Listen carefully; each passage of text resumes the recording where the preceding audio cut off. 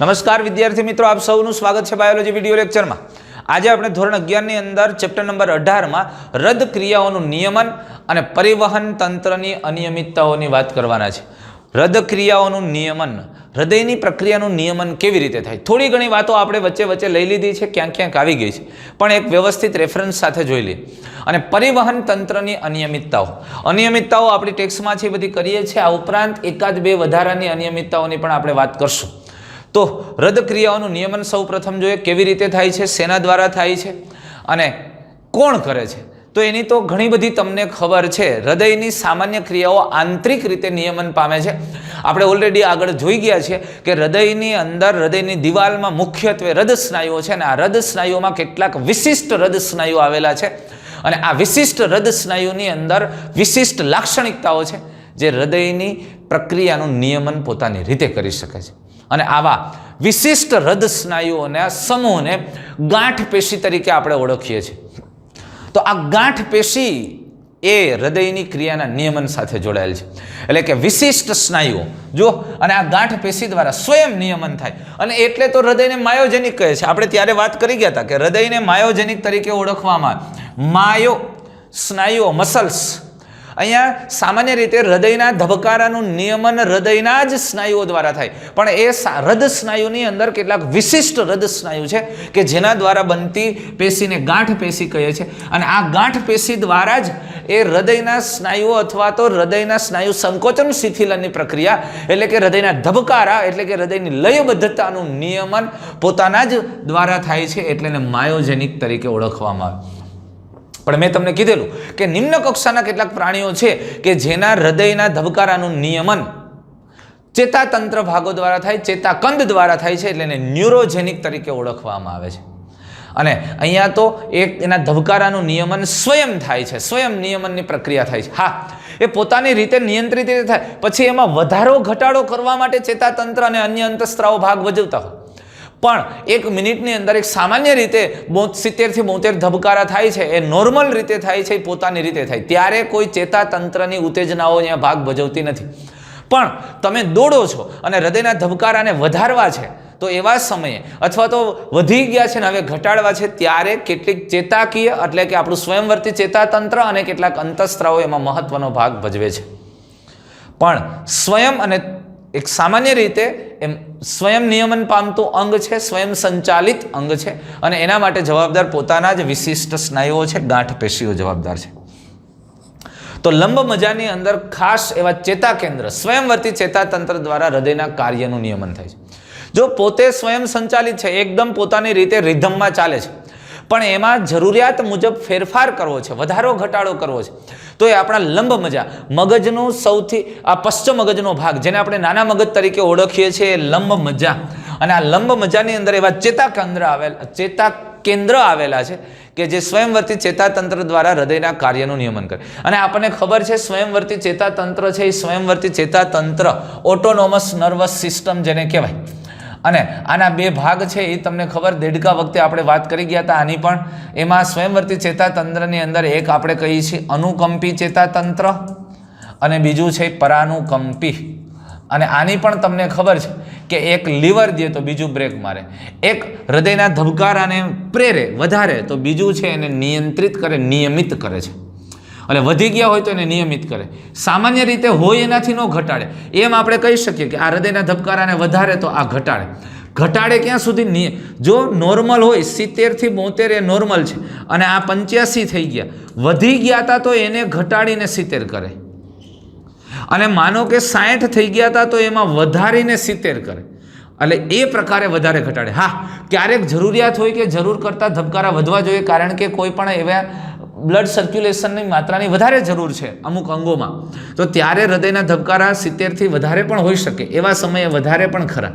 તો આમ અનુકંપી ચેતાતંત્ર છે હૃદયના ધબકારામાં વધારો કરે અને પરાનુકંપી છે એને નિયમિત કરે છે, ધીમા કરે છે। તો લંબ મજાની અંદર આપણા નાના મગજમાં આવા કેન્દ્ર આવેલા છે। આ સામાન્ય રીતે મગજનો ભાગ અને મગજનો પશ્ચ મગજનો ભાગ છે આ, અને આને તમે ઓળખો છો આ પોન્સ, અને આ લંબ મજા, અને લંબ મજાની અંદર આ લંબ મજાના ભાગની અંદર અહીંયા કેન્દ્ર આવેલું છે। હવે આ કેન્દ્ર છે એ કોના દ્વારા નિયંત્રિત થાય? જો આપણા ગ્રીવા ધમની, મેં હમણાં કીધું હતું ને કેરોટિડ આર્ટરી, આ ગ્રીવા ધમનીની અંદર ચોક્કસ સંવેદી કોષો આવેલા હોય, ત્યાં રિસેપ્ટર આવેલા હોય. એટલે આ ગ્રીવા ધમનીની અંદર રુધિર દાબને અનુભવી શકે તેવા રિસેપ્ટર ગ્રાહી ઘટકો આવેલા હોય. અને આ ગ્રાહી ઘટકો છે એ રુધિર દાબને ઓળખે છે. એમાં વધારો ઘટાડો શું છે, શું જરૂરિયાત છે, અથવા તો આ ઉપરાંત એની સાથે જો એમાં કિમો રિસેપ્ટર હોય તો એ આપણે જોઈ ગયા હતા એ પ્રમાણે કાર્બન ડાયોક્સાઇડને એવા ઘટકોની ઓળખ કરે, એ પણ ગ્રીવા ધમનીની અંદર કેન્દ્રો આવેલા. આ ઉપરાંત આશ્રુતિ સંવેદી કેન્દ્રો પણ ગ્રીવા ધમનીની અંદર આવેલા છે. તો આવા કેટલાક ગ્રાહી ઘટકો છે, એ ગ્રાહી ઘટકો રુધિર દાબ છે, રુધિર દ્રાબની સંવેદનાને ઓળખે છે. અને જો એમાં વધારો ઘટાડો થાય તો એ તરત જ આ ગ્રાહી ઘટકો એ સંવેદના આ લંબ મજામાં આવેલા કેન્દ્રોને મોકલે. એટલે આ લંબ મજામાં આવેલા કેન્દ્રો એને ઓળખે છે કે ભાઈ નાના રુધિર દાબ ઘટ્યો છે, અને રુધિર દાબ ઘટ્યો એવી એની ખબર પડે. એટલે આ લંબ મજામાંથી સામાન્ય રીતે અનુકંપી ચેતાતંત્રની ચેતાઓ મારફતે એ એસે ગાંઠને મેસેજ મોકલે એ ભાઈ ઉતાવળ રાખો, તમારો ટાઈમ ડ્યુરેશન ઘટાડો. 0.8 સેકન્ડે તમે જે મોકલતા હતા સંદેશાઓ એની જગ્યાએ એ ટાઈમ ઘટાડો, 0.8ની જગ્યાએ 0.7 સેકન્ડે કરો. એટલે હૃદચક્રનો ગાળો ટૂંકો થાય, ઝડપથી હૃદયના ધબકારા વધે. સમજાય? એટલે હૃદચક્ર છે એ હૃદચક્રના દરમાં વધારો ઘટાડો કરવામાં મહત્વના કેન્દ્રો લંબ મજાની અંદર આવેલા હોય છે. અને આ લંબ મજામાં આવેલા કેન્દ્રો સ્વયંવર્તી ચેતાતંત્ર દ્વારા હૃદયની ક્રિયાનું નિયમન કરે છે. અને લંબ મજાના કેન્દ્રો ચોક્કસ અનુકંપી ચેતાતંત્રની ચેતાઓ મારફતે એસે ગાંઠ અને એવી ગાંઠ સાથે જોડાયેલ હોય છે. અને સીધો જ એસે ગાંઠ અને એવી ગાંઠને મેસેજ કરે છે. અને એટલે એ હૃદયના ધબકારાનું નિયમન જે કંટ્રોલ કોણ કરે છે? એસે ગાંઠ. તો એસે ગાંઠ એનો ટાઈમ ડ્યુરેશન ઘટાડી દે, દર 0.8 સેકન્ડે વીજ પ્રવાહ ઉત્પન્ન કરતું હતું એની જગ્યાએ 0.7 સેકન્ડે કરે, એટલે હૃદયના ધબકારા 1 મિનિટમાં વધી જશે. જે 70-72 હતા એ હવે 80-85 થઈ શકે. સમજાય છે આ વસ્તુ? તો આવા ફેરફારો થશે અને આમ હૃદયના કાર્યનું નિયમન થાય છે. હવે અનુકંપી ચેતાઓ એ ચેતા સંદેશાઓ દ્વારા હૃદયના સ્પંદનના દરમાં ક્ષેપક સંકોચનનું બળ વધારે. જુઓ તમે અહીંયા સામાન્ય રીતે આ જે ભાગ છે અહીંયાથી નીકળતી ચેતા એ અનુકંપી ચેતા છે. અને અનુકંપી ચેતા છે હૃદયના ધબકારાના દરમાં વધારો કરે. અને આ ખાસ કરીને અહીંયા તમે જુઓ એ એવી ગાંઠ સાથે પણ જોડાયેલ હોય, એસે ગાંઠ અને એવી ગાંઠ બે સાથે જોડાયેલ છે. આ જે નીચેની લાઈન છે એ અનુકંપી ચેતા છે, અને અનુકંપી ચેતા છે એસે ગાંઠ અને એવી ગાંઠ બંને સાથે જોડાયેલ. અને આ ઉપરાંત ક્ષેપકના પરકિંજ ફાઇબર સુધી લંબાયેલ છે. એટલે સામાન્ય રીતે અનુકંપી ચેતાતંત્રમાંથી જ્યારે સંદેશાઓ આવે, ઓટોનોમસ નર્વસ સિસ્ટમ સ્વયંવર્તી ચેતાતંત્રમાં અનુકંપી ચેતાઓ આ સંદેશાઓ દ્વારા હૃદયના સ્પંદનનો દર, ક્ષેપકના સંકોચનનું બળ એમાં વધારો કરે છે, જેથી હૃદયની કાર્યક્ષમતામાં વધારો થાય. એટલે હૃદયના સ્પંદન ધબકારાનો દર તો વધારે, આ ઉપરાંત ક્ષેપક છે એ ક્ષેપકની દિવાલના સંકોચનના બળમાં વધારો કરે, જેથી કાર્ડિયક આઉટપુટ એટલે ક્ષેપકમાં રહેલું રુધિર જે 70 ml બહાર આવતું હતું ને સ્ટ્રોક વોલ્યુમ, એની જગ્યાએ 75 ml કરી નાખે. કારણ કે હૃદયના સ્નાયુઓ છે ક્ષેપકની દિવાલના સ્નાયુનું વધુ ને વધુ સંકોચન પ્રેરે. એટલે ઓલું કેમ કે નીચવી નાખે. અને એટલે વધુ રુધિર આવે, 70ની જગ્યાએ 75-80 ml જેટલું રુધિર વધુ બહાર આવે. એટલે કાર્ડિયક આઉટપુટ વધે, એટલે હૃદયની કાર્યક્ષમતામાં વધારો થાય. એટલે અનુકંપી ચેતાતંત્ર છે એ સામાન્ય રીતે આવી સ્થિતિમાં. અને ઘણી વખત આપણને ક્યારેક તકલીફ પડી ગઈ, આમ નથી ભીં પડી ગઈ ને હૃદય આમ ફાસ્ટ મીંડું હોય દોડવા, હોય કોઈ ડરી ગયા હોય, કાંઈ વાહે દોડ્યું હોય, અથવા તો નજીકમાં આપણે ક્યાંક જંગલમાં ફરવા ગયા ને સામે દીપડો સિંહ દેખાઈ ગયો, ધબકારા ધબધબાટી બોલાવી દઈએ, બસ ત્યારે ઓટોનોમસ નર્વસ સિસ્ટમ એની મેળે મંડે છે કામ કરવા. આ ઉપરાંત બીજી આપણા શરીરની એડ્રિનલ ગ્રંથિ કામ કરવા માંડે અને હૃદયના ધબકારા ફાસ્ટ કરી દે કે ભાઈ મગજ આનું ખરાબ ન થાય, એ પહેલાં રુધિરનો પુરવઠો મેક્સિમમ આપો. સમજાય બસ? તો એની કાર્ડિયક આઉટપુટમાં વધારો થાય છે, એ અનુકંપી ચેતાતંત્ર. પણ આવું સતત ન રહે. અને તમે એક્સરસાઇઝ કરો છો, દોડો છો, ત્યારે પણ તમારા શરીરના ભાગોને વધારે રુધિરની જરૂર છે, અને ત્યારે પણ રુધિરનો જથ્થો વધુ પહોંચે એ આવશ્યક છે, અને એટલે પણ હૃદયની કાર્યક્ષમતામાં વધારો થવો જોઈએ. પણ આવું તમે દોડો છો, એક્સરસાઇઝ કરો છો ત્યાં સુધી. પણ હવે તમે આરામની સ્થિતિમાં આવી ગયા તો ત્યારે બીજી બાજુ હવે પરાનુકંપી ચેતાતંત્ર કામ કરશે, અને પરાનુકંપી ચેતા સંદેશાઓ હૃદયના સ્પંદનનો દર, સક્રિય કલાવી સ્થિતિમાનની વાહકતાની ગતિ અને હૃદય કાર્યક્ષમતામાં ઘટાડો કરે. એટલે હૃદયના ધબકારાને ઘટાડે. એસે ગાંઠ, હેવી ગાંઠની જે સક્રિય કલાવી સ્થિતિમાનની ગતિ હતી એને ધીમી કરે, અને હૃદયની કાર્યક્ષમતામાં ઘટાડો થાય છે. એટલે અહીંયાથી સામાન્ય રીતે આ જે 10મી ચેતા છે ને, વેગસ ચેતા, 10મી ચેતા, આનું નામ છે વેગસ ચેતા. આ વેગસ ચેતા એ સામાન્ય રીતે ફેફસા, હૃદય વગેરે સાથે સંકળાયેલ છે. પણ એ પરાનુકંપી ચેતાતંત્ર, સ્વયંવર્તી ચેતાતંત્રમાં જે પરાનુકંપી ચેતાતંત્ર છે, એ પરાનુકંપી ચેતાતંત્રનો એક ભાગ બને છે. અને એ ચેતા મારફતે એ હૃદયના ભાગને, એટલે કે એસે ગાંઠ અને એવી ગાંઠને એમ કે બાપલિયા ધીમા રહ્યો, આટલી બધી હું ઉતાવળ છે. કોણ? આ વેગસ ચેતા, એમાંથી આવતા ઉર્મી વેગ. અને વેગસ ચેતાનું જ્યારે વહન થાય ને, વેગસ ચેતામાંથી ઉર્મી વેગનું વહન થાય ને, ત્યારે એસિટાઇલ કોલાઇનનો સ્ત્રાવ થાય. વેગસ ચેતામાંથી ઉર્મી વેગનું વહન થાય ત્યારે એસે ગાંઠને મેસેજ શેના દ્વારા આપે? એસિટાઇલ કોલાઇનના સ્ત્રાવ દ્વારા. એસિટાઇલ કોલાઇન એટલે એક પ્રકારનો ચેતાપ્રેષક દ્રવ્ય છે, એક પ્રકારનો અંતઃસ્ત્રાવ કહી શકીએ, પણ એને ચેતાપ્રેષક દ્રવ્ય કહેવાય, કારણ કે ચેતાકોષો દ્વારા સ્ત્રાવ થયો છે. એટલે એસે ગાંઠ ઉપર જ્યારે એસિટાઇલ કોલાઇનનો સ્ત્રાવ થાય ને આના મારફતે, એટલે એસે ગાંઠને એમ ખબર પડે કે હવે નિરાયત રાખવાની છે, હવે દોડ્યા જ નથી કરવાનું. સમજાણું તમને? જ્યારે અનુકંપી ચેતાતંત્ર દ્વારા સ્ત્રાવ થાય ને ત્યારે એડ્રીનાલિન, નોરએડ્રીનાલિન પ્રકારનો સ્ત્રાવ હોય. અને એસે ગાંઠ ઉપર જ્યારે એડ્રીનાલિન કે નોરએડ્રીનાલિન જેવો સ્ત્રાવ થાય ને, એટલે આ એસે ગાંઠને એમ થાય કે હવે ભાગો, લીવર દ્યો. એટલે અહીંયા એડ્રીનાલિન, નોરએડ્રીનાલિનનો સ્ત્રાવ થાય સામાન્ય રીતે અનુકંપી ચેતાતંત્ર. અને પરાનુકંપી ચેતાતંત્રની વેગસ ચેતા એસે ગાંઠ ઉપર કેવો સ્ત્રાવ કરે? એસિટાઇલ કોલાઇનનો. અને એસિટાઇલ કોલાઇન છે, એ એસિટાઇલ કોલાઇન હૃદયના ધબકારાના દરને ધીમો કરે, ઘટાડે. સમજાણું? અને અનુકંપી ચેતાતંત્ર દ્વારા એડ્રીનાલિન કે નોરએડ્રીનાલિનનો સ્ત્રાવ થાય. અને આ એડ્રીનાલિન, નોરએડ્રીનાલિનનો સ્ત્રાવ છે હૃદયના ધબકારાને વધારે અને આ ઘટાડે. લ્યો, સમજાણું? તો આમ સ્વયંવર્તી ચેતાતંત્રના બંને ભાગો એ હૃદયની ક્રિયાનું નિયમન કરે છે, અનુકંપી અને પરાનુકંપી બંને ચેતાતંત્ર. આ ઉપરાંત ત્રીજો અગત્યનો ભાગ છે એડ્રીનલ મજ્જક. આપણા મૂત્રપિંડ ઉપર ગ્રંથિ આવેલી છે, આ મૂત્રપિંડ છે, અને મૂત્રપિંડ ઉપર એક ટોપી જેવી આવી ગ્રંથિ આવેલી હોય, આ એડ્રીનલ ગ્રંથિ છે.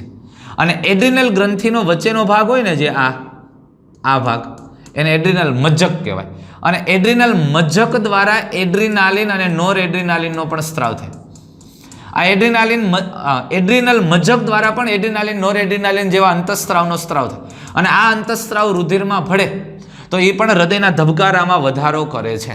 એટલે આમ હૃદયની ક્રિયાનું નિયમન આના દ્વારા પણ થાય છે, એટલે એના ઉપર પણ અસર થાય છે. એડ્રીનલ મજ્જકના અંતઃસ્ત્રાવોની અસર પણ હૃદયના ધબકારા અને હૃદયના સ્પંદન દર ઉપર થાય છે. સમજાણું? એટલે હૃદયની ક્રિયાનું નિયમન એક સ્વયં હૃદય પોતે કરે છે, વિશિષ્ટ સ્નાયુ પેશી, ગાંઠ પેશી દ્વારા. આ ઉપરાંત મગજના ચેતા કેન્દ્ર અથવા ચેતાતંત્રના ચેતા કેન્દ્રો દ્વારા થાય છે, જે લંબ મજાની અંદર આવેલા છે. અને આ કેન્દ્રો છે સ્વયંવર્તી ચેતાતંત્ર સાથે સંકળાય અનુકંપી અને પરાનુકંપી ચેતાતંત્રની મદદથી હૃદયની કાર્યક્ષમતામાં વધારો કે ઘટાડો જરૂરિયાત મુજબ કરે છે. અને આ ઉપરાંત એડ્રીનલ ગ્રંથિના મજ્જક પ્રદેશમાંથી સ્ત્રાવ થતા અંતઃસ્ત્રાવો પણ હૃદયની કાર્યક્ષમતામાં વધારો કરે છે. બરોબર? અને એડ્રીનલ ગ્રંથિના મજ્જકમાંથી સ્ત્રાવ થાય એડ્રીનાલિન અંતઃસ્ત્રાવ. અને જે આ એસે ગાંઠ છે, એસે ગાંઠને એના ઉપર અસર કરે અને ઉત્તેજિત કરે, એની સક્રિય કલાવી સ્થિતિમાનના નિર્માણમાં વધારો થાય, ઝડપી થાય, અને હૃદયના ધબકારામાં વધારો થાય, એની કાર્યક્ષમતામાં પણ વધારો પ્રેરે છે. તો આમ હૃદયની ક્રિયાનું નિયમન થતું હોય છે. હવે આપણે પરિવહન તંત્રની અનિયમિતતાઓની વાત કરીએ. એટલે કે આખું રુધિરાભિસરણ તંત્ર છે, પરિવહન તંત્રની અનિયમિતતાઓ શું છે, એમાં શું ખામી સર્જાય છે, અને એને કારણે કેવી બીમારી થાય છે, કેવા રોગો થાય છે, એની કેટલીક વાત કરવી છે. તો એમાં સૌથી પહેલું ઉચ્ચ રુધિરદાબ, હાઇપરટેન્શન. ઉચ્ચ રુધિરદાબને જો આપણે ઇંગ્લિશમાં વાત કરીએ તો આને કહેવાય હાઇપરટેન્શન. અને આપણે સામાન્ય રીતે હાઇપરટેન્શન શબ્દ સાંભળીએ ને તો એક જ મગજમાં વાત આવે કે અહીંયા માનસિક તાણની વાત લાગે છે, મગજના ટેન્શનની વાત છે. પણ અહીંયા ભાઈ મગજના ટેન્શનની વાત નથી, હાઇપરટેન્શન. હા, મગજના ટેન્શનને કારણે હાઇપરટેન્શન થઈ શકે, પણ આ ટેન્શન શબ્દ આવે ને એટલે આપણે સીધું જ માનસિક અવસ્થાઓ સાથે જોડાઈ જાય. પણ અહીંયા ઉચ્ચ રુધિરદાબની વાત છે. ઉચ્ચ રુધિરદાબ, બ્લડ પ્રેશર ખૂબ જ ઊંચું રહે છે, હાઈ રહે છે, એને હાઇપરટેન્શન કહેવાય. જેનું બ્લડ પ્રેશર સતત ઊંચું રહે, જે સામાન્ય હોવું જોઈએ એનાથી વધારે ઊંચું રહે છે, આવા પ્રકારના દર્દીને અથવા તો આવા પ્રકારના દર્દને હાઇપરટેન્શન કહેવામાં આવે છે. જે આપણી રુધિર વાહિનીઓ છે એમાંથી એક ચોક્કસ દબાણ સાથે રુધિર, અરે ભાઈ કોઈ પણ વાહિનીમાંથી વહેતું પ્રવાહી એક ચોક્કસ દબાણ હોય. કોઈ એક પાઇપમાંથી વહેતું પ્રવાહી હોય તો એ પ્રવાહીનું પાઇપ ઉપર દબાણ લાગે જ છે, તો એક ચોક્કસ દબાણથી જ પ્રવાહીનું વહન. તો આપણી રુધિર વાહિનીઓમાં રુધિર એક દબાણથી વહન પામે છે. આ દબાણ છે એક તંદુરસ્ત વ્યક્તિનું એક ચોક્કસ દબાણ હોય, એ દબાણથી વધારો થાય કે ઘટાડો થાય તો પરિસ્થિતિ અઘરી થાય. જો દબાણથી વધારે દબાણ હોય, સામાન્ય દબાણથી વધારે દબાણ હોય તો એને હાઇપરટેન્શન કહેવાય અથવા ઉચ્ચ રુધિર દાબ કહેવાય. તો આ ઉચ્ચ રુધિર દાબ હાઇપરટેન્શન શબ્દ સામાન્ય દબાણ કરતાં વધુ દબાણ માટે વપરાય છે. કોઈ પણ વ્યક્તિનું સામાન્ય દબાણ કેટલું હોય તો સામાન્ય દબાણ છે એને આવી રીતે આપણે કહીએ 120/80 mmHg. હવે આ કેવા પ્રકારનું દબાણ, આને કેમ આપણે લખ્યું ભાઈ 120/80?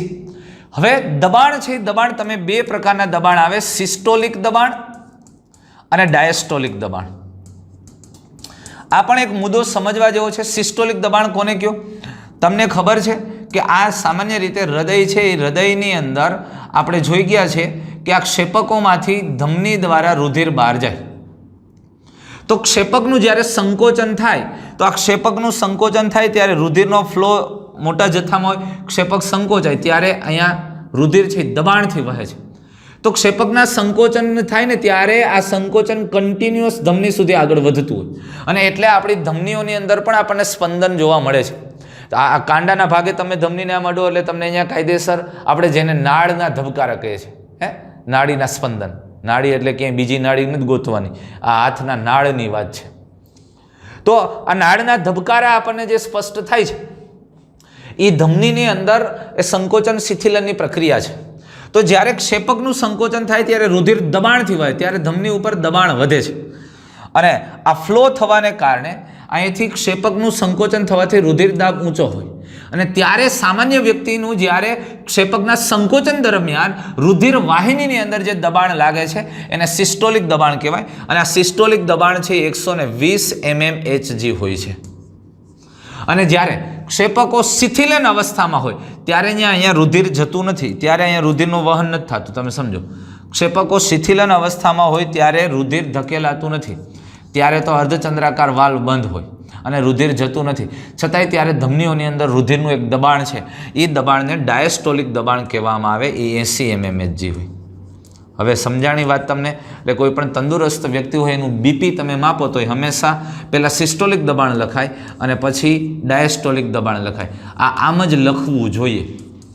જો કોઈ વ્યક્તિને ખબર ન હોય ને ઊંધું લખી આવે કે 80/120 mmHg તો આ ડખે ચડી જાય. આવું સંભવ નથી.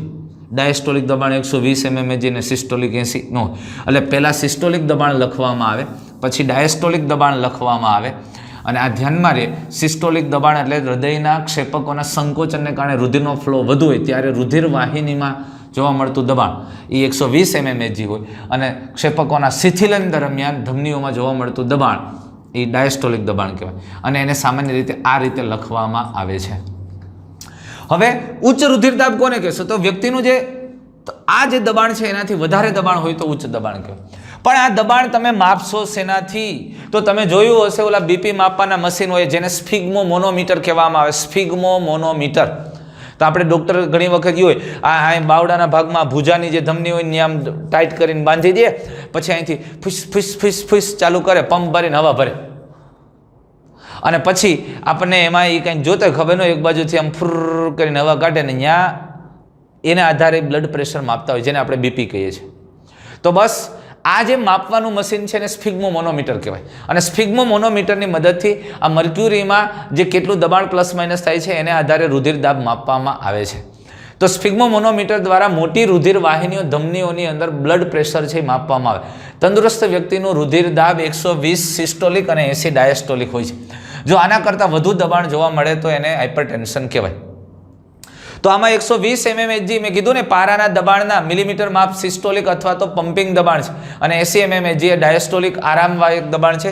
ક્ષેપકો શિથિલનની અવસ્થામાં હોય ત્યારે રહેલું દબાણ છે, અને જ્યારે ક્ષેપકો સંકોચનની અવસ્થામાં હોય ત્યારે 120 mmHg છે. અને પારાના માપ ઉપરથી દબાણ mmHgમાં લેવામાં આવે. જ્યારે કોઈ વ્યક્તિ છે કોઈ વ્યક્તિનું વારંવાર રુધિર દબાણ ચકાસીએ અને જો એ એનું સિસ્ટોલિક દબાણ 140 અને ડાયસ્ટોલિક દબાણ 90, એટલે 140 થી ઉપર અથવા તો એટલે 140 કે 90 અથવા તો તેથી વધુ, આટલું અથવા તેથી વધુ આવે એટલે કે સિસ્ટોલિક દબાણ છે માનો કે 150 અને ડાયસ્ટોલિક દબાણ છે 95 કે 100 સુધી પહોંચી જાય તો એ હાઇપરટેન્શન છે.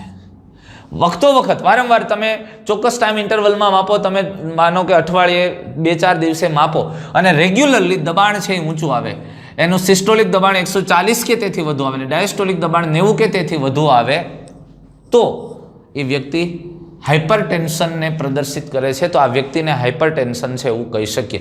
એટલે કે બીજું કાંઈ નહીં, એને બીપી વધુ છે આમ કહેવાય. આપણી દેશી ભાષામાં, કાઠિયાવાડી ભાષામાં બીપી વધારે આવે છે, બ્લડ પ્રેશર ઊંચું છે, બ્લડ પ્રેશર હાઈ છે, આવી વાત થઈ હાઇપરટેન્શન એટલે. તો બ્લડ પ્રેશર વધુ હોય તો શું થાય?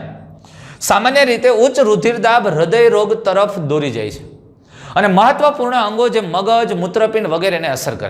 સતત રુધિરદાબ ઊંચું રહે, હાઈ બ્લડ પ્રેશર છે એ હાઈ બ્લડ પ્રેશર મહત્વના અંગો અને શરીરના જે સૌથી અગત્યના અને મુખ્ય અંગો છે એના ઉપર અસર કરે અને વધારે ગંભીર નુકસાન પહોંચાડી શકે છે. અરે બ્રેન સ્ટ્રોક આવી શકે, હાર્ટ સ્ટ્રોક આવી શકે, મૂત્રપિંડ ઉપર નેફ્રાઇટિસ જેવી પરિસ્થિતિઓ સર્જાઈ શકે, એટલે કે મૂત્રપિંડ નલિકાઓ છે એ સૂજી જાય. આવી બધી અસરો થઈ શકે સતત બ્લડ પ્રેશર ઊંચું રહે તો, અને ગંભીર નુકસાની થઈ શકે અને માણસનું મૃત્યુ પણ થઈ શકે છે.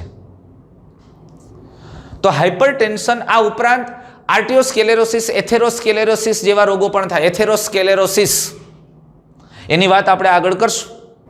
એ ટૂંકમાં કહેવાનો મતલબ એ છે કે મગજને લગતા પેરાલિસિસવાળા ભાગ આપણે જે કહીએ છીએ એવી સ્થિતિઓ પણ સર્જાઈ શકે છે. હૃદયના ભાગોની અંદર પણ આવી મુશ્કેલી સર્જાઈ શકે. કાર્ડિયોવાસ્ક્યુલર એટેક એટલે હાર્ટ એટેક સંબંધિત મુશ્કેલી પણ અહીંયા થઈ શકે છે.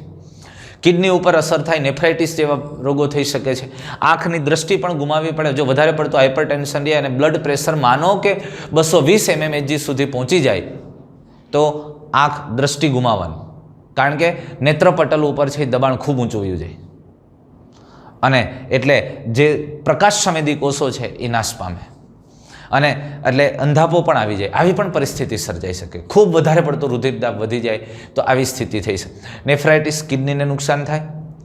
આ ઉપરાંત મગજને ક્યારેક તો એમાં બ્રેન સ્ટ્રોક, પેરાલિસિસ અથવા તો સ્ટ્રોક આવી જાય, હાર્ટ ઉપર એટેક આવી જાય. આ બધી સમસ્યાઓ ઊંચા રુધિરદાબને કારણે થઈ શકે છે. અને રુધિરદાબ હાઇપરટેન્શન છે એમને ઘણી વખત પ્રાથમિક, અહીંયા સામાન્ય રીતે પ્રાથમિક હાઇપરટેન્શન અને દ્વિતીય હાઇપરટેન્શન જેવા શબ્દો પણ ઘણી વખત આપવામાં આવે છે. ક્યારેક હોય તો મૂંઝાવું નહીં, પ્રાથમિક હાઇપરટેન્શન કોને કહેવું અને દ્વિતીય હાઇપરટેન્શન કોને કહેવું? તો પ્રાથમિક હાઇપરટેન્શનની વાત આવે તો એક વસ્તુ ધ્યાનમાં રાખજો કે હાઇપરટેન્શન છે ને બીપી ઊંચું છે, ઊંચો રુધિરદાબ છે, પણ એનું કોઈ પણ નિદાન ન થાય, કોઈ કારણ ન ખબર પડે તો આવા હાઇપરટેન્શનને પ્રાથમિક હાઇપરટેન્શન કહેવામાં આવે છે, પ્રાઇમરી હાઇપરટેન્શન કહેવામાં. એનું મૂળભૂત રીઝન નથી મળતું, શેને કારણે છે? રુધિરદાબ ઊંચો જોવા મળે છે પણ સ્પષ્ટ કારણ નથી, સ્પષ્ટ નિદાન નથી મળતા, કોઈ લક્ષણ, કોઈ સિમ્પટમ સ્પષ્ટ નથી મળતું થવા માટેનું. અને દ્વિતીય હાઇપરટેન્શન એના માટેના કારણો હોય. સામાન્ય રીતે ઘણી વખત કોઈ થાઇરોઇડ ગ્રંથિની અનિયમિતતા છે, કોઈ બીજી ગ્રંથિ કે એની અનિયમિતતાઓ એટલે કે અનિયમિત અંતઃસ્ત્રાવો છે એને કારણે બ્લડ પ્રેશર હાઈ છે. પછી આયનોની માત્રામાં પ્લસ માઇનસ થયું છે, મૂત્રપિંડની અંદર કોઈ ફેરફારો થયા છે, એના દબાણમાં વધઘટ થયું છે, એને લઈને છે. તો આવી કોઈ પણ પરિસ્થિતિ અથવા તો કોઈ પણ ચોક્કસ કારણથી હાઇપરટેન્શન જોવા મળે તો એને દ્વિતીય હાઇપરટેન્શન કહેવામાં આવે છે. સમજણ? પણ હાઇપરટેન્શન છે, પણ આ બે પ્રકાર છે, પ્રાથમિક અને દ્વિતીય. પણ હાઇપરટેન્શનમાં તો બ્લડ પ્રેશર ઊંચું રહેવું એ જ હાઇપરટેન્શન છે. હૃદયધમનીનો રોગ, કોરોનરી આર્ટરી ડિઝીઝ, એથેરોસ્ક્લેરોસિસથી પણ જાણીતો છે. અને કોરોનરી આર્ટરી ડિઝીઝમાં હૃદય સ્નાયુઓને રુધિર પુરવઠો પહોંચાડતી જે રુધિર વાહિનીઓ છે એમાં અસર થાય. સામાન્ય રીતે અહીંયા થાય છે શું? આ એથેરોસ્ક્લેરોસિસ એટલે જે લોકો સતત વધારે પડતો લિપિડયુક્ત ખોરાક એટલે ચરબીયુક્ત ખોરાક અને ખાસ કરીને જંક ફૂડ, પનીર, જે ચીઝ ને પનીરનો એનો વધારે પડતો ખોરાક અને એની સાથે સાથે વધારે પ્રમાણમાં સોફ્ટ ડ્રિંક જે છે એમાં આ પ્રમાણ વધારે જોવા મળે છે. અને કોલેસ્ટેરોલ અને ચરબીયુક્ત ઘટકો અને ધૂમ્રપાન કરનાર વ્યક્તિને પણ એથેરોસ્ક્લેરોસિસ ઝડપથી થાય છે. એમાં સામાન્ય આ ધમની છે, ધમનીમાં તમને ખબર 3 સ્તર છે. સૌથી અંદરની બાજુએ આવેલું આ લાદીસમ અધિચ્છદ પેશીનું, અને ત્યાર પછી આપણે આ વાત કરીએ તો એ અરેખિત સ્નાયુઓનું બનેલું સ્તર જે ટ્યુનિકા મીડિયા છે, તે ટ્યુનિકા મીડિયા આપણે કહીએ છીએ, મધ્યમાં આવેલું, અને સૌથી બહારની તરફ આવેલી ટ્યુનિકા એક્સટર્ના. હવે અહીંયા થાય છે શું ભાઈ? કેમ આવું પ્લેક એથેરોસ્ક્લેરોસિસમાં શું થાય? વધારે પડતું ધૂમ્રપાન કરતા હોય, જે ખૂબ જ ચરબીયુક્ત ખોરાક લે, જેના રુધિરમાં કોલેસ્ટેરોલની માત્રા વધુ છે, અને આવા વ્યક્તિમાં કોલેસ્ટેરોલ એ સામાન્ય રીતે ધીમે ધીમે આ ધમનીઓ છે, એ ધમનીઓના અંતઃછદને એ નુકસાન પહોંચે છે વધુ દબાણને કારણે. અંતઃછદના કોષોને વધુ દબાણને કારણે નુકસાન પહોંચે. ક્યારેક લાદીસમના કોષો તૂટે, કોલેસ્ટેરોલ અને કેલ્શિયમયુક્ત ક્ષાર અહીંયા જમા થાય, અને કોલેસ્ટેરોલ અને કેલ્શિયમયુક્ત ક્ષાર જમા થાય છે, જેને કારણે ત્યાં ધીમે ધીમે ધીમે આ અરેખિત સ્નાયુઓ છે એ ભાગની અંદર, અને તેની તંતુમય સંયોજક પેશી છે એની વૃદ્ધિ થાય. અહીંયા આ વૃદ્ધિ થાય, અને અરેખિત સ્નાયુઓ પણ એની સાથે વધે. આમ વૃદ્ધિ થતાં થતાં આ સંયોજક પેશીનો વધારો થાય, અને પછી અહીંયા પાછા આવા આસલે બની જાય. પણ તમે જુઓ, પાછું અંતસ્તર બને, ટ્યુનિકા ઇન્ટીમા છે એ લાદીસમ અધિચ્છદીય કોષો પણ સર્જાય, પણ ધમનીનું પોલાણ સાંકડું થઈ જાય. આ જે રચના, આ જે પરિસ્થિતિ સર્જાય ને એને પ્લેક કહેવાય. શું કહેવાય એને? પ્લેક. હવે આ પ્લેક સર્જાણો, અહીંયા ધમનીનું પોલાણ સાંકડું થઈ ગયું. આ ધમનીનું પોલાણ સાંકડું થઈ જાય છે એટલે પરિસ્થિતિ શું થશે? અહીંથી જે વહેતું રુધિર છે એ રુધિર આ ભાગમાંથી દબાણપૂર્વક વહે, અને ઘણી વખત અહીંયાથી રુધિર વહે છે. એ રુધિર વહે છે ત્યારે અહીંયા કેટલાક પ્લેટલેટ્સને એને તૂટવા અથવાથી એમાંથી કેટલાક દ્રવ્યોનો સ્ત્રાવ થાય છે, અને એને કારણે અહીંયા રુધિરની ગાંઠ થાય, રુધિર જામે, ગંઠાય છે. જો આવો પ્લેક સર્જાણો અને પ્લેકમાંથી રુધિર વહે છે, અને ત્યારે અહીંયા રુધિર દબાણપૂર્વક વહે, ઘસારો થવાથી અહીંયા રુધિર ગંઠાય છે, અને આવી ગાંઠ જો આની સાથે ચોટેલી રહે તો એ ચોટેલી ગાંઠને થ્રોમ્બસ કહેવાય. રુધિરની ગાંઠ જ્યાં ચોટેલી છે ત્યાં સુધી વાંધો નથી, એ થ્રોમ્બસ છે. પણ જો આ રુધિરની ગાંઠ છૂટી પડી જાય, અને છૂટી પડ્યા પછી રુધિરના પ્રવાહ સાથે વહેતી પ્રવાહ સાથે આગળ વધે, એ ગાંઠને એમ્બોલસ કહેવાય. પણ આ એમ્બોલસ ગાંઠ છે ને એ ડેન્જર છે. જો આ ગાંઠ ફરતી ફરતી હૃદયની ધમનીમાં જાય, અને હૃદયમાં તો ખૂબ નાની રુધિર કેશિકાઓ અને ભાગ રદધમનીઓ છે, અને રદધમનીમાંથી બનતી રુધિર કેશિકાઓ અથવા તો રદધમની ખૂબ પાતળી છે, અને ત્યાં તમે સમજી લો હૃદયને રુધિર પૂરું પાડતી આ ધમની છે, અને આ ધમનીની અંદર અહીંયા ગાંઠ હલવાઈ ગઈ, આગળ નથી જઈ શકતી, એટલે અહીંથી હૃદયના બાકીના સ્નાયુને રુધિરનો પુરવઠો મળતો બંધ થઈ ગયો, અને એટલે હૃદ સ્નાયુ છે, હૃદ સ્નાયુઓને અહીંથી રુધિરનો પુરવઠો મળતો બંધ થઈ ગયો. Heart attack, heart stroke.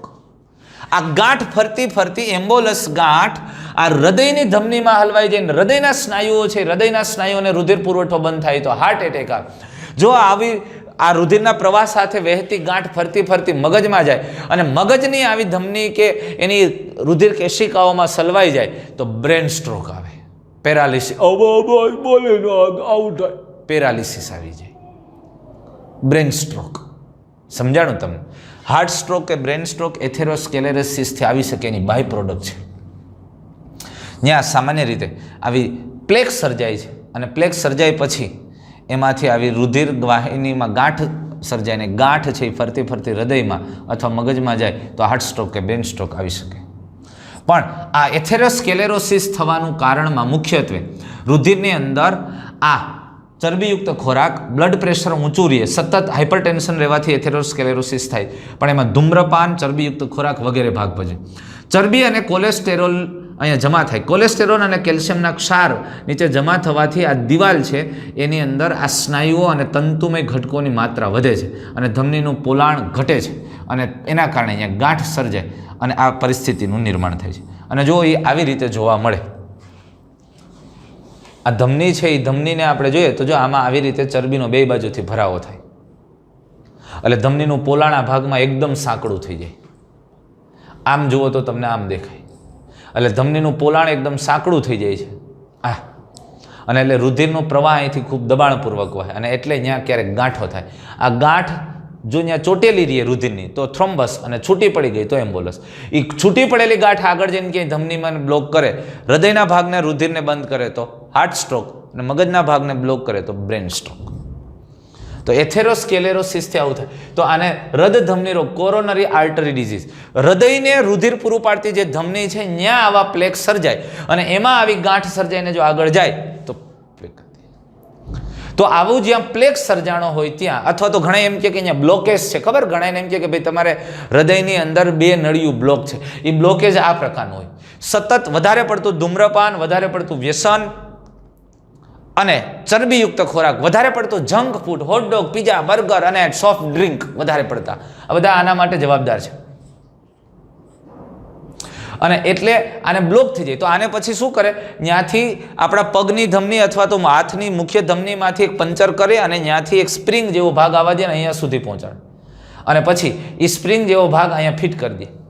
એટલે આને સહેજ પ્રેશર મારીને પહેલાં ફૂલાવે, બલૂન ફુગા જેવું નાખીને આને ફૂલાવે, ફૂલાવીને પછી અહીંયા સ્પ્રિંગ નાખી દે, સ્ટન્ટ બેહારે, અને પછી આ માર્ગને પોળો કરી નાખે. એટલે રુધિરનો ફ્લો, વહન છે એ પૂરતા પ્રમાણમાં થઈ શકે. આ પ્રકારની કોરોનરી આર્ટરી ડિઝીઝ, એથેરોસ્ક્લેરોસિસ. એન્જાઇના, આને એન્જાઇના પેક્ટોરિસ તરીકે પણ ઓળખવામાં આવે. જો એન્જાઇનાને એન્જાઇના પેક્ટોરિસ પણ કહેવામાં આવે છે. અને એમાં સામાન્ય રીતે હૃદ સ્નાયુઓમાં જ્યારે પૂરતો ઓક્સિજન ન પહોંચે ત્યારે છાતીના ભાગમાં તીવ્ર દુખાવો થાય, એ એન્જાઇનાનું મુખ્ય લક્ષણ છે. જ્યારે વ્યક્તિના હૃદ સ્નાયુને પૂરતો ઓક્સિજન નથી મળતો, હૃદયને પૂરું પાડતી ધમની, જો અહીંયા આવું જ છે, એથેરોસ્ક્લેરોસિસ જેવી વાત થઈ, એથેરોસ્ક્લેરોસિસ જેવું થાય ને હૃદ ધમની છે એ બ્લોક થઈ જાય છે. અને એટલે હૃદયના બાકીના સ્નાયુને રુધિરનો પુરવઠો પૂરતો નથી મળતો, પણ ઓછા પ્રમાણમાં એવું છે. અને ત્યારે હૃદયના આ સ્નાયુને પૂરતો પુરવઠો ન મળવાથી એ છાતીના આ મસલ છે ને, જે છાતીના આ ભાગના સ્નાયુ હોય ને, એને પેક્ટોરિસ મસલ્સ કહેવાય. આ પેક્ટોરિસ મસલ્સની અંદર ખૂબ જ પેઇન થાય, ખૂબ જ છાતીમાં દુખાવો થાય, અને આ તીવ્ર દુખાવો જે થાય એને એન્જાઇના પેક્ટોરિસ કહેવામાં આવે છે. સમજાય છે આ વસ્તુ?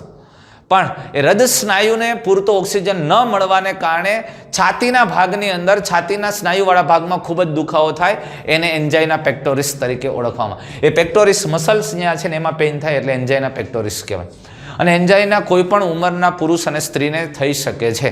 સામાન્ય રીતે પુખ્ત વ્યક્તિને, એટલે એ જુવાનથી લઈ અને ઘરડા સુધી થઈ શકે છે, પણ મોટી ઉંમરના વ્યક્તિને એ થવાની શક્યતાઓ વધારે હોય છે નાની ઉંમર કરતાં. એટલે મધ્યમ ઉંમર અને મોટી ઉંમરમાં તે વધુ સામાન્ય રીતે જોવા મળે છે.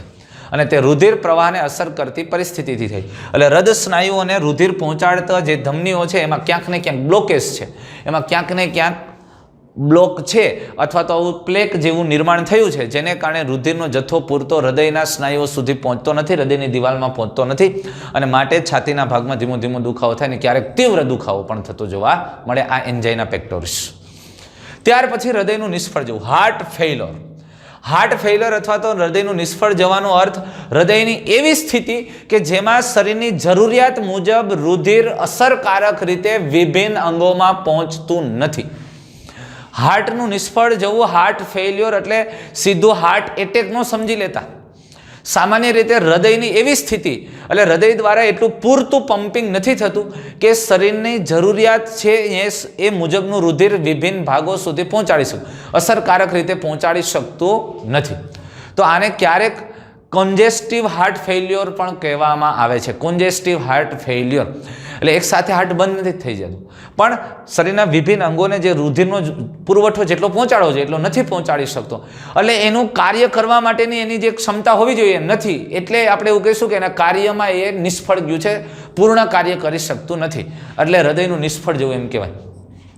કારણ કે આ રોગનું એક મુખ્ય લક્ષણ ફેફસામાં રુધિરનો ભરાવો છે, કોન્જેશન. એના ઉપરથી એને કોન્જેસ્ટિવ હાર્ટ ફેઇલ્યોર કહેવામાં. ફેફસાની અંદર રુધિરનો ભરાવો વધી જાય છે, અને એમાંથી રુધિર છે એ ધક્કો લાગીને ફરી પાછું હૃદયમાં ને આમ ક્રમશઃ વહન પામી શકતું નથી, અને ફેફસાની અંદર રુધિરની માત્રા વધી જાય છે, અને એટલે એને કોન્જેસ્ટિવ હાર્ટ ફેઇલ્યોર કહેવામાં આવે. હૃદયનું નિષ્ફળ જવું એ હૃદયનો અટકાવ અથવા તો હૃદયના હુમલા જેવું નથી. સમજાય છે? હૃદયના હુમલામાં કે એમાં શું થાય છે, સ્નાયુને એકાએક રુધિરનો પુરવઠો પૂરતો નથી મળતો, અથવા તો એમાં તો શું થાય, પ્લેગ જેવું હોય ને કે આ રુધિરની ગાંઠ થઈ હોય ને એ ગાંઠ ધમનીમાં સલવાઈ જાય, એટલે ત્યાંથી આગળ રુધિર વહેતું જ નથી, એટલે હૃદયના સ્નાયુને પછી ત્યાંથી રુધિર જ નથી મળતું, એટલે હૃદયના સ્નાયુ કામ કરતા બંધ થઈ જાય, એ સ્નાયુ મૃત થઈ જાય અને એટલે હાર્ટ એટેક આવી જાય. એ એકાએક પુરવઠો બંધ થાય. આમાં એમ નથી થતું, અહીંયા હૃદયના સ્નાયુની ક્ષમતામાં ઘટાડો થતો જાય છે અને એટલે રુધિર છે એ ફેફસામાં પૂરતું પંપ થાય, ત્યાંથી ધક્કો લાગીને પાછું ફુફ્ફુસીય શિરાઓ દ્વારા ડાબા કર્ણકમાં પૂરું પહોંચતું નથી અને ફેફસાની અંદર હૃદયનો જથ્થો વધી જાય, રુધિરની માત્રા વધારે જોવા મળે છે. એટલે આવી રીતે એને કોન્જેશનની પ્રક્રિયા કહેવાય અને આમ ધીમે ધીમે હૃદય છે એ બંધ થાય છે, નિષ્ફળ જાય છે. તો આને હાર્ટ ફેલિયર કહેવામાં આવે છે. સમજાણી વાત તમને? અને ત્યાર પછી એક બે રોગ એવા છે કે જેને આપણી ટેક્સ્ટબુકમાં નથી લીધા છતાં આપણે એની વાત કરીએ છીએ. હાઇપોટેન્શન. જો હાઇપરટેન્શન એટલે રુધિર દાબ વધી જતું હતું, હવે આ હાઇપોટેન્શન છે અને આ બે લક્ષણો એટલા માટે લીધા છે અથવા તો અનિયમિતતાઓ કે આપણને ક્યાંય રેફરન્સમાં ઉપયોગી બની શકે અને MCQ સોલ્વ કરવામાં અને કોઈ પણ અન્ય રેફરન્સ બુક સોલ્વ કરવી હોય તો તમને મદદરૂપ થઈ શકે.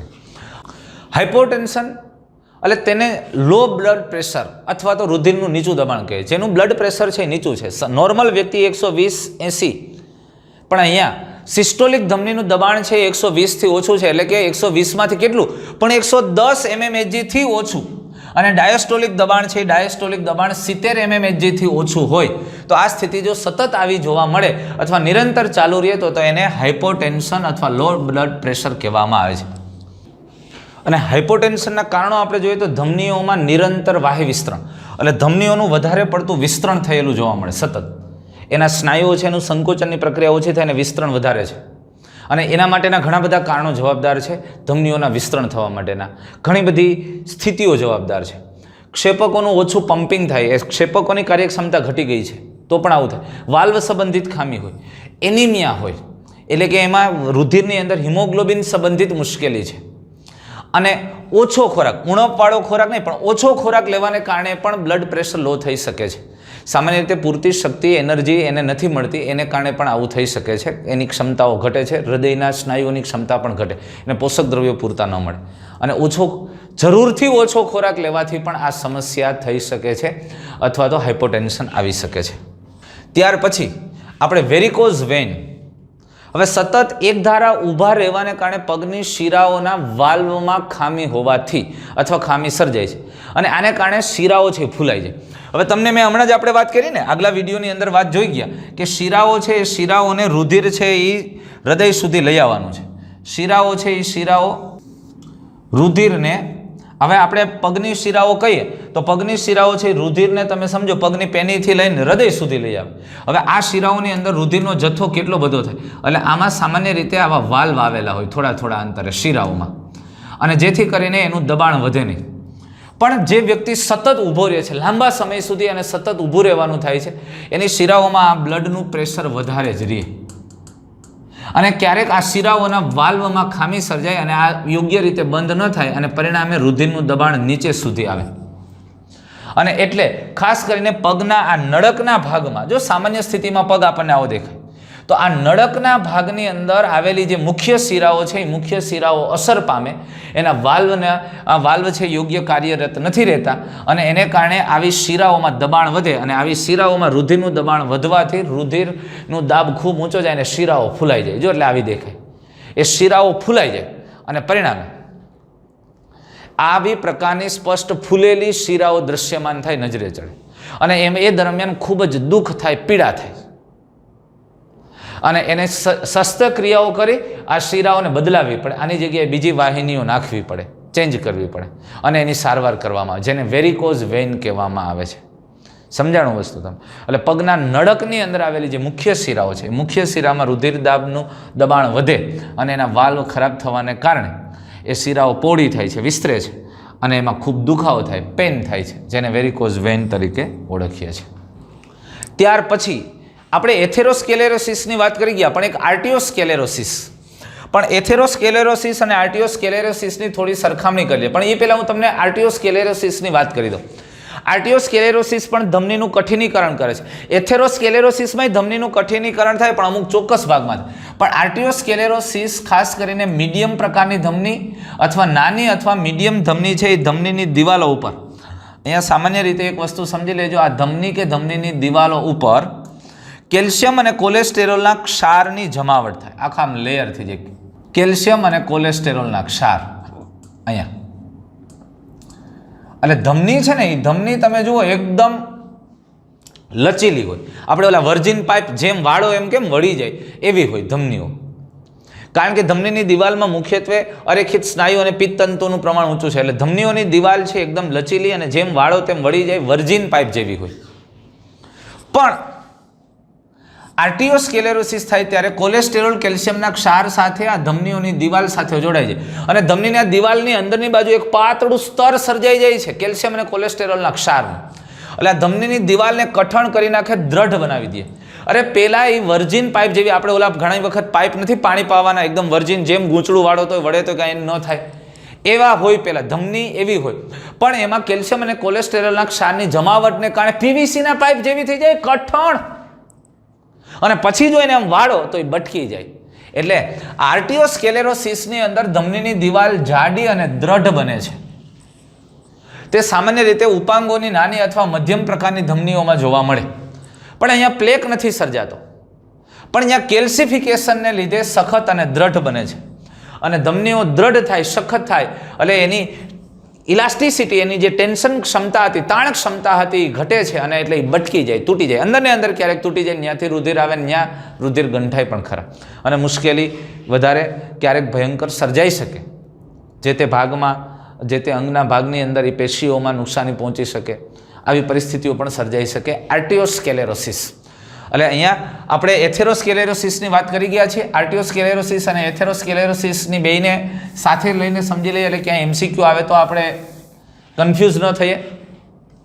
એથેરોસ્ક્લેરોસિસમાં દિવાલો ઉપર લિપિડનું જમા થાય અને સ્થૂલનો છે એથેરોમેટલ પ્લેક તરીકે ઓળખાય. આપણે કીધું હતું ને કે અહીંયા પ્લેક સર્જાય છે અને ધમનીઓની દિવાલને અવરોધરૂપ બને છે. આવી રીતે આને એથેરોમેટ્સ પ્લેક કહેવાય. કોલેસ્ટેરોલ સાથે કેલ્શિયમના ક્ષાર જમા થવાથી ધમનીની દિવાલ જાડી અને દ્રઢ બને છે. શરીરની મોટી અને મધ્યમ પ્રકારની ધમનીના પોલાણમાં થાય છે. આ ઉપાંગોની નાની અથવા મધ્યમ પ્રકારની ધમનીઓમાં થાય છે. અહીંયા ધમનીની અંદરની દિવાલોમાં અરેખિત સ્નાયુઓની વૃદ્ધિ થાય છે અને એ અરેખિત સ્નાયુની વૃદ્ધિ માટે પ્લેટલેટ સર્જિત વૃદ્ધિકારક, એટલે એને કહેવામાં આવે છે પ્લેટલેટ ડિરાઇવ્ડ ગ્રોથ ફેક્ટર. આ ત્રાક કણિકાઓ દ્વારા આવા એક પ્રોટીનનું નિર્માણ થાય છે જે આ અરેખિત સ્નાયુઓની એની વૃદ્ધિને પ્રેરે છે. અને પ્લેટલેટ ડિરાઇવ્ડ ગ્રોથ ફેક્ટર કહેવાય. અહીંયા પ્લેક સર્જાતો નથી, પણ ધમનીનો કેલ્સિફિકેશન થાય માટે દિવાલો સખત થાય. ધમનીનું પોલાણ રૂંધાઈ જતાં ધમનીનો પુરવઠો મળતો બંધ થાય અથવા તો એમાંથી ગાંઠો સર્જાય છે, રુધિરની ગાંઠ સર્જાય, થ્રોમ્બસ કેમ્બોલસ. પણ અહીંયા ધમની સખત થાય અને વિસ્તરણની ક્ષમતા ગુમાવે માટે ઝડપથી તૂટે છે. તો આ બે વચ્ચે ફેરફાર છે. તો આ પ્રકારે આપણે કેટલાક વધારાના રોગ જે કાર્ડિયોવાસ્ક્યુલર સિસ્ટમ સાથે સંકળાયેલા હતા, હૃદ પરિવહન તંત્ર સાથે સંકળાયેલી કેટલીક અનિયમિતતાઓની વાત આપણે જોઈ. તો દોસ્તો અહીંયા તમારું ચેપ્ટર પૂરું થાય છે. આ સિવાય કેટલાક જે એક્સ્ટ્રા પોઈન્ટ છે, જે આપણે અમુક પોઈન્ટ છે જે વધારાની જરૂરિયાત છે, એવા એક્સ્ટ્રા પોઈન્ટનો ફરીથી એક અલગથી વિડીયો ફરી પાછો એક બનાવી નાખશું આપણે. અને તો આવા એક્સ્ટ્રા ટોપિક માટેના વિડીયોમાં ફરી પાછા મળીએ છીએ દોસ્તો. Thank you.